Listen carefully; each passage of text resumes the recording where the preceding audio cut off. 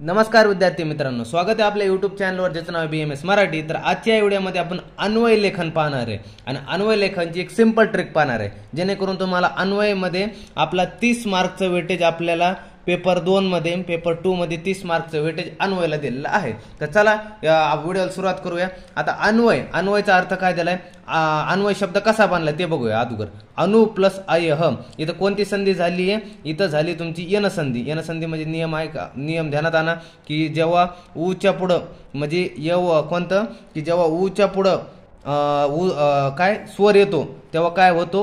ऊचा होतो व। इथं तेच झालं, ऊचा व झाला म्हणजे ऊ झाला आणि हा अ त्याच्यात हा हलंत व आणि त्याच्यात अ मिळून काय झाला आहे अन्वय। तुम्हाला अशी संधी पण येऊ शकते, अन्वयाची संधी। इथं कोणती संधी? येन संधी तयार झाली। शब्द कसा बनला? अनु प्लस अय, अन्वय शब्द असा बनला। आता अर्थ जाणून घेऊया काय अन्वयचा। आता अन्वय म्हणजे काय? पदाचा परस्पर संबंध म्हणजे अन्वय। आता दोन पदाचा परस्पर संबंध म्हणजे पदांचा परस्पर संबंध म्हणजे अन्वय। जसं की काय म्हटलंय, श्लोकाच्या अर्थावरून सरळ वाक्य बनवणे म्हणजे अन्वय। म्हणजे काय असतं, जे श्लोक असते हे श्लोकाच्या अर्थावरून सरळ वाक्य बनवणे, मग सरळ म्हणजे सोपं वाक्य बनवणे, त्याला अन्वय म्हटले। आता जेव्हा श्लोकामध्ये शब्दाचा संधी समास होतो व श्लोक लिहिला जातो तेव्हा त्याचा क्रम बदलतो। म्हणजे कसं होतं, जेव्हा आपण श्लोक लिहित असतो त्यामध्ये काय होतं, त्याच्या बऱ्याचशा शब्दाचा संधी किंवा समास होते, त्यामुळे ते शब्द काय होतं, आपण संधी समास झाले तर त्या शब्दांचा काय होतो की आपण संधी समासानुसार त्याला लिहून जातो, त्यामुळे त्या शब्दांचा काय होतं, क्रम मागं पुढे होऊन जातो। त्यामुळे क्रम बदलला तर मग ते काय होतं, आपल्याला क्रम बदलला तर तो क्रम बरोबर लावण्यासाठी आपण जे करतो त्याला अन्वय असं म्हणतात। म्हणजे अन्वय होय, म्हणजे तो क्रम बरोबर लावणे म्हणजे अन्वय होय असं। आता काय अन्वयचे आता स्टेप्स आहेत, म्हणजे ह्या ट्रिकनुसार तुम्हाला अन्वय करायचं आहे। जसं की आता स्टेप बघूया काय काय। अन्वय श्लोकाच्या अर्थाच्या आधारावर केला जातो, यासाठी अर्थ जाणणे आवश्यक आहे। म्हणजे अन्वय आपल्याला करायचा असला तर अगोदर तुम्हाला दिलेला श्लोकाचा मराठीमध्ये म्हणजे तुमच्या लँग्वेजमध्ये तुम्हाला अर्थ आला पाहिजे, जेणेकरून म्हणजे तुम्हाला ते अर्थ म्हणजे कळायला पाहिजे, श्लोक सांगतोय तरी काय, आणि त्यावरून तुम्हाला पूर्ण अन्वय करायचा आहे। म्हणजे तुम्हाला अर्थ जर कळाला तर तुम्हाला अन्वय करता येणार आहे। नंतर अन्वयमध्ये कर्ता पहिले लिहिणे, नंतर क्रिया शेवटी लिहिणे। म्हणजे काय करायचं, अन्वयमध्ये तुम्ही जर गेले अगोदर अर्थ वगैरे समजून घेतला, त्यामध्ये तुम्हाला वाक्यामध्ये काय करायचं, कर्ता शोधून काढायचा सुरुवातीला आणि तो कर्ता अगोदर लिहायचा। नंतर काय करायचं, क्रिया शोधून काढायची आणि ती जे श्लोक लिहिणार आहे ते तुम्ही अन्वय लिहिणार आहे त्या अन्वयाच्या शेवटी क्रिया लिहून टाकायची। नंतर काय करायचं, विशेषण व विशेष्य पदातील पद असतील तर त्यांना त्यांच्या लिंग विभक्ती आणि वचन मध्ये लिहिणे। आता वाक्यामध्ये विशेषण विशेष्य पद आले असले तर त्यांचे काय करायचे, लिंग विभक्ती आणि वचन मध्ये लिहिणे। मग जसेच तशी त्यांची लिंग विभक्ती दिली असेल, वचन लिहिलं असेल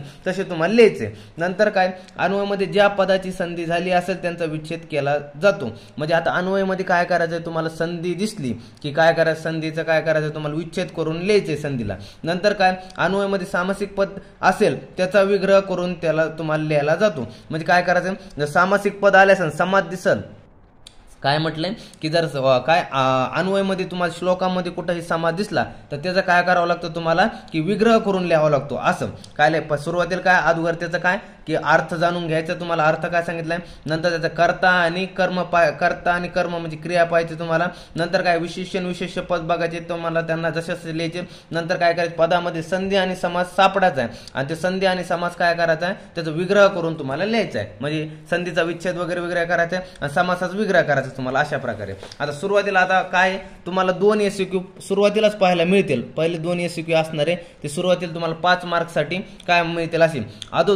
अधोदत्त श्लोकस्य अन्वयम अर्थ लिखत, म्हणजे काय सांगितलंय, एक अन्वय लिहा आणि त्याचा अर्थ लिहा असं तुम्हाला सांगितलंय, अन्वय आणि अर्थ लिहा। आता कसं आहे की असा तुम्हाला असा श्लोक येईल, वायुः पित्तम कफ चेती त्रयोदोष समासात विकृत अविकृत देहम घंती ते वर्तयंतीच ते व्यापेनो अपि ऋणाभ्य अधो मध्य ऊर्ध्व संश्रया, असा तुम्हाला श्लोक द्यायला असेल। यामध्ये तुम्हाला अगोदर याचा अर्थ जाणून घ्यायचा, काय काय सांगितलंय इथं, काय त्याला वायू पित्तम कफ चेती त्रयोदोष समासात म्हणजे काय, वात पित्त कफ 3 दोष आहेत आपल्या शरीरामध्ये अशा प्रकारे सांगितले। त्यानंतर विकृत अविकृत देहम घंतीचं वर्तयंतीचं म्हणजे काय म्हटलंय, त्यांच्या काय म्हटलंय की विकृत आणि अविकृत जेव्हा ते होतील म्हणजे त्यामुळे काय होते शरीरामध्ये बदल वगैरे करतात आणि हे शरीरामध्ये हे अशा प्रकारे बदल वगैरे करतात ते। त्यानंतर ते व्यापिनो अपि ऋणाभ्य काय म्हटलंय, अधो मध्य ऊर्ध्व संश्रया म्हणजे काय म्हटलंय की ते शरीरात व्यापिनोचा अर्थ इथं शरीर होतो, ते व्यापिनोच म्हणजे शरीर अर्थ होतो त्याचा।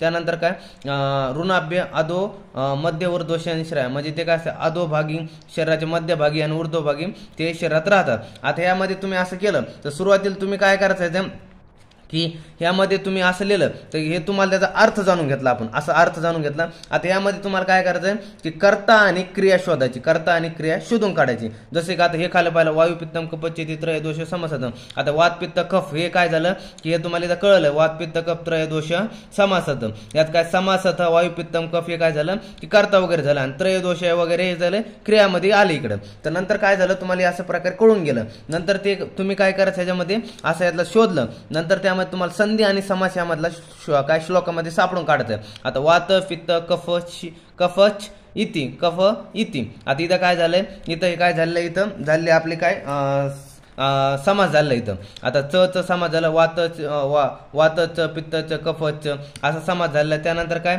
की विकृत अविकृत इथं काय संधी झाली तुम्हाला सापडून गेलं. देहम घंतीचं वर्तयंतीचं इथं काय नाही. त्यानंतर ते व्यापिनो आपी इथं काय झाली इथं संधी झाली आहे.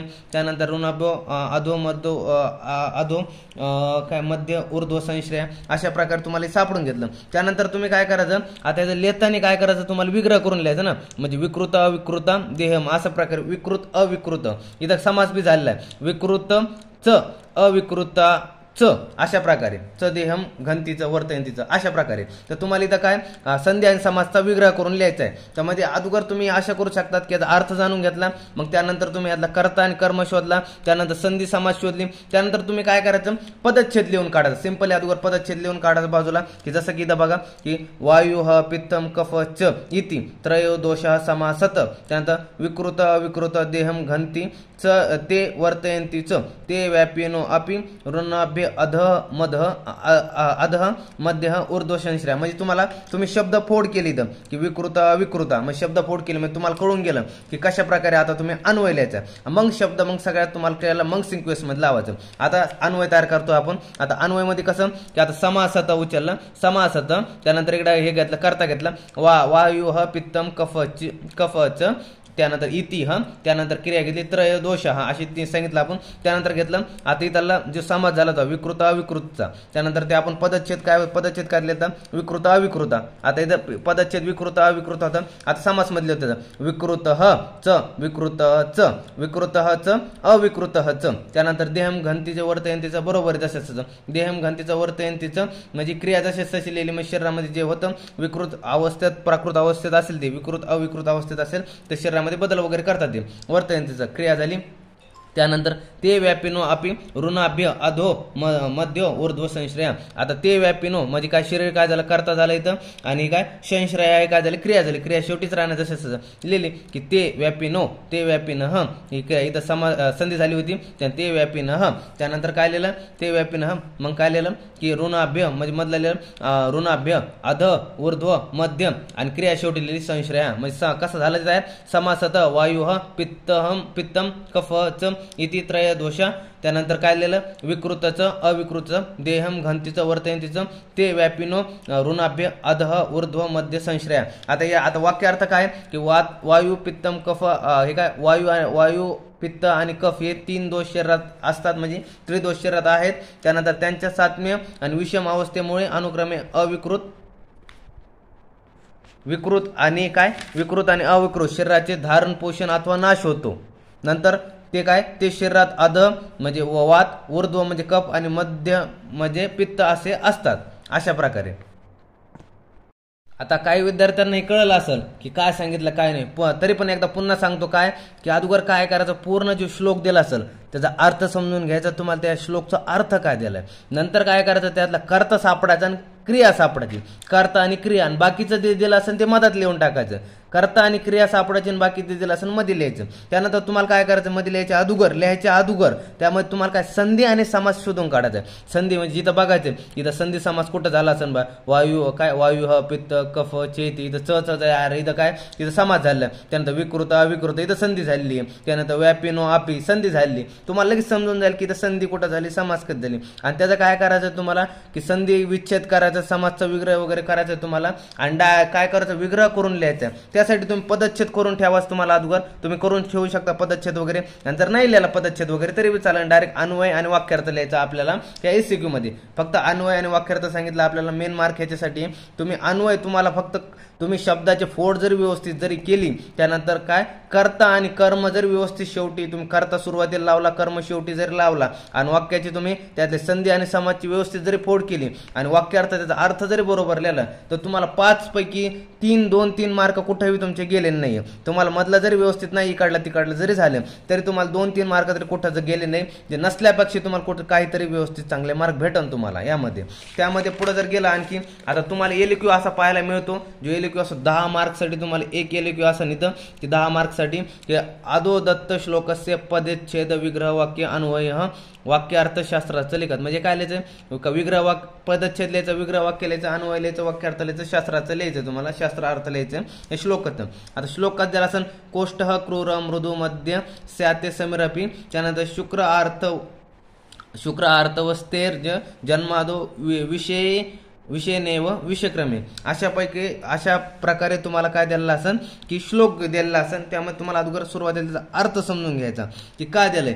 कोष्ठ क्रूर मृदूर मध्य स्याते समीरपी, म्हणजे काय दिलं, कोष्ठाबद्दल माहिती दिली, कोष्ठाचे प्रकार दिलाय, कोष्ठ काय क्रूर दिलाय, मृदू दिलाय, मध्य दिलाय, काय दिलं कोष्ठ क्रूर दिलाय, मृदू दिलाय, त्यानंतर मध्य दिलाय, त्यानंतर मध्य स्याते समीरपी, अशा प्रकारे कोष्ठाच वगैरे सांगितलं. त्यानंतर काय सांगितलंय, शुक्र आर्तवस्तेर जन्मादो विशेष नवे विषयक्रमे, म्हणजे काय म्हटलं, जन्मापूर्वी जे शुक्र आर्त वगैरे असतं त्यामध्ये त्यांच्या संयोगानंतर जी काय तयार होतं ते आपलं ते अशा प्रकारे म्हटलंय. म्हणजे काय तयार होती, प्रकृती तयार झाली. आता काही वेळेस काय होतं, संधी समास होताना काय होतं की जे क्रियापद व जे असतो, जे क्रिया असते ते संधी समासामुळं काय होते श्लोकमध्ये येत नाही. त्यावेळेस आपल्याला स्वतःहून त्यामध्ये क्रिया टाकावी लागते. जसं काय सांगितलं, कोष्ठ क्रूर मृदू मध्य स्याते समीरपी. आता यामध्ये काय ते आलंय ना, ते समीरपी म्हणजे काय, ते समीरपी. त्यानंतर कोष्ठ क्रूर म्हणजे ते इथं काय आलंय की कर्म दिलंय, आणि त्यानंतर काय की इथं क्रिया दिलीच नाहीये, मग क्रिया तुम्हाला लिहावं लागेल इथं. त्यानंतर खाली बी दिलं काय की शुक्र अर्थवस्ते जन्मादो विशेषणे विषयक्रमे, यात काय दिलं, जन्मादो शुक्र अर्थवे कर्म दिलंय. त्यानंतर काय इथं काय विषयनेवे विषयक्रमे विशेषण दिलंय, पण त्यानंतर काय क्रिया दिली नाही ना, मग क्रिया लिहावं लागेल तुम्हाला. मग कसं अगोदर पदच्छेद करून घ्यायचं. इथं काय की कोष्ठ क्रूर मृदूर मध्यस्ते, त्यानंतर समे इथं संधी झाली, समे अपि, त्यानंतर शुक्र अर्थवस्थे जन्मादो विशेषणेव विषयक्रमे. आता अशा प्रकारे लिहिलं. आता यामध्ये तुम्हाला शोधला तुम्ही अगोदर काय इथं तुम्ही काय शोधला इथं की कर्ता शोधला, कर्ता लिहिला काय ते क्रमश. आता क्रमश टाकला तुम्ही इथं, त्यामध्ये काय की क्रमाने लिहिलं ना की क्रूर मृदू मध्य, त्यानंतर हे काय कोष्ठ, आणि इथं काय क्रिया दिली नव्हती, भवेत. तुम्ही काय लिहिलं इथं क्रियापद लिहिली भवेत. त्यानंतर काय लिहिलं इथं लवचल जन्मादो, त्यानंतर काय शुक्र अर्थवस्थे, म्हणजे जन्मापूर्वी श्लोकचा अर्थ समजून घेतला तुम्ही, जन्मापूर्वी शुक्र अर्थ संयोगानंतर जे तयार होते ते काय असते प्रकृतीनुसार तयार होते अशा प्रकारे. मग ते काय जन्मादो अगोदर आलं, मग शुक्र अर्थवस्थे, त्यानंतर काय विषयक्रमे विषय न इव, म्हणजे काय तुम्ही टाकले प्रकृती जाय ते, कर्म टाकलं तुम्ही प्रकृती जाय ते, अशा प्रकारे. म्हणजे काय होते काही वेळेस संधी समास होताना त्यामध्ये तुम्हाला काय क्रियापद दिसणार नाही, त्यावेळेस तुम्हाला क्रियापद स्वतःहून टाकावं लागतं, प्रकृती जाय ते. आता यामध्ये तुम्ही संधी समास, इथं संधी समास काय की संधी समास काय होतं वर की क्रूर प्लस मृदू प्लस मध्यम, त्यानंतर स्यात प्लस ते, त्यानंतर काय शुक्र अर्थवस्थे जन्मादो, शुक्र अर्थवस्थे जन्मादो, इथं काय झालं की संधी वगैरे झाली. त्यानंतर विशेषणेव विषय प्लस विषयन प्लस इव, अशा प्रकारे काय संधी झाली. त्यानंतर पुढं काय दिला, समास दिला. आता समासमध्ये काय होतं ते बघा, इथं काय समास झाला की शोधून काढला, शुक्र अर्थवस्थे स्थिर जन्मादो. आता यामध्ये काय शुक्रचं अर्थवचं तिष्ठती, शुक्रचं अर्थवचं तिष्ठंती. त्यानंतर काय दुसरा समास काय सापडला, विषयुक्त कृमी. आता हे विषयकृमी म्हणजे विषयुक्त कृमी अशा प्रकारे समास होता. आता वाक्याचा अर्थ जो समजला तो लिहायचा. पचन क्रिया ही कोष्ठावर अवलंबून असते. त्यात वात प्रधान प्रकृतीत क्रूर, पित्त प्रधानात मृदू, आणि कफ प्रधानमध्ये काय कफ प्रधानात मध्यम असते. तर जन्माच्या नंतर काय जन्माच्या पूर्वीपासून शुक्र अर्थ संयोगानंतर प्रकृती तयार होते. म्हणजे जन्माच्या पूर्वीपासून शुक्रार्थ व संयोग नंतर प्रकृती तयार होते. नंतर शास्त्रार्थ काय, या ठिकाणी कोष्ट व प्रकृती यांचा संबंध दाखवला आहे. काय सांगितलं आपल्या श्लोकमध्ये तेच लिहावं लागतं. त्यानंतर शुक्रार्थ संयोगावी जो दोष प्रभावी असतो त्याप्रमाणे तो दोष प्रधान प्रकृती बनते.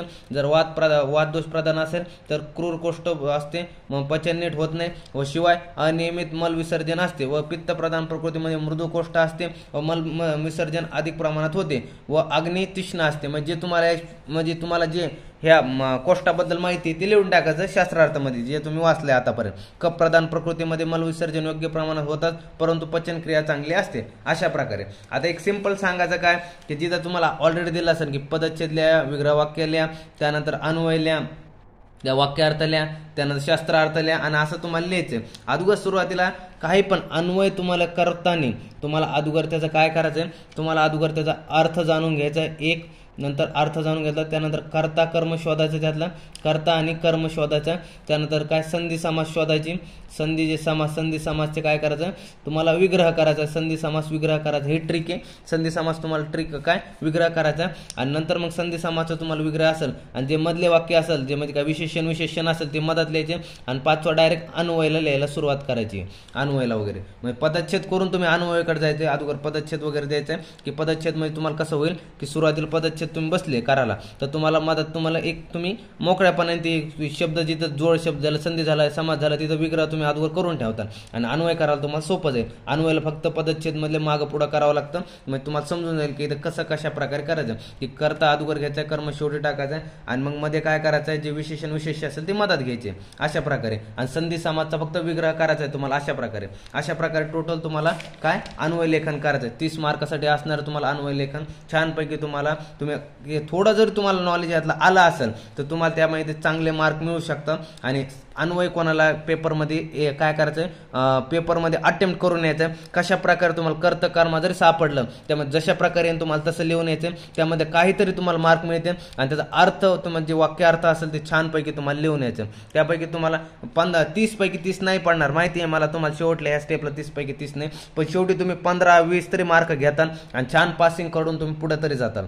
तर व्हिडिओ आवडला असेल तर चॅनल लाईक शेअर सबस्क्राईब करा. चालतंय भेटून नवीन व्हिडिओमध्ये. तोपर्यंत धन्यवाद.